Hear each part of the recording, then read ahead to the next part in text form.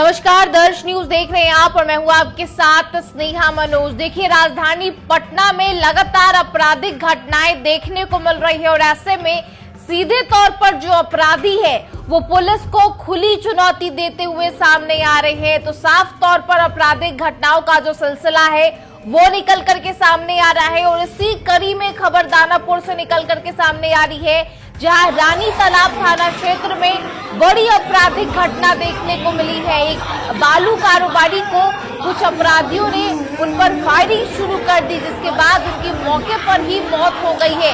तो साफ तौर पर पूरा मामला दानापुर से निकल करके सामने आ रहा है, जहां दानापुर के रानी तालाब थाना क्षेत्र के धाना गांव से पूरी वारदात निकल करके सामने आई है, जहां बालू कारोबारी रमाकांत यादव अपने घर के नीचे बगीचे में टहल रहे थे और इसी दौरान कुछ अपराधी जो है वो पहुंच जाते हैं और लगातार फायरिंग कर देते हैं और कई गोलियां जो है वो रमाकांत यादव को लगती है, जिसके बाद जो अपराधी है वहां घटना को अंजाम देकर के वहां से फरार हो जाते हैं। जिसके बाद जो मृतक है रमाकांत यादव को निजी अस्पताल में ले जाया जाता है, जहां डॉक्टर की तरफ से उन्हें मृत घोषित कर दिया जाता है। तो बड़ी खबर और बड़ी वारदात जो है वो दानापुर से निकल करके सामने आ रही है, जहां बालू कारोबारी को अपराधियों ने गोलियों से उन पर हमला कर दिया, जिसके बाद मौके पर ही उनकी जो मौत है वो हो जाती है। जिसके बाद उनके परिजन जो है, उनके परिवारजन जो है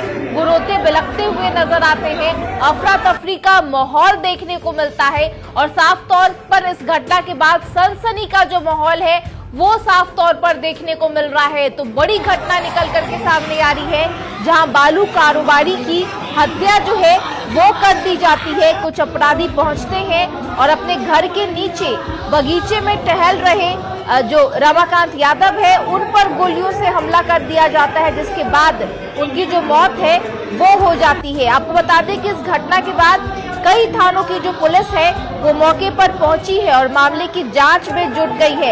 इधर जो मृतक के भतीजे सह मुखिया राहुल कुमार यादव का भी बयान सामने आया है। साफ तौर पर कहते नजर आ रहे हैं कि 15 साल पूर्व मेरे पिताजी उमाकांत यादव की भी गोली मारकर हत्या कर दी गई और उसके बाद अब उनके चाचा रमाकांत यादव की भी जो हत्या है वो कर दी जाती है। कुछ अपराधियों के तरफ से ये जो घटना है उसको अंजाम दिया जाता है। दानापुर के रानी तालाब थाना क्षेत्र से ये पूरा मामला निकल करके सामने आ रहा है। फिलहाल पुलिस जो है उस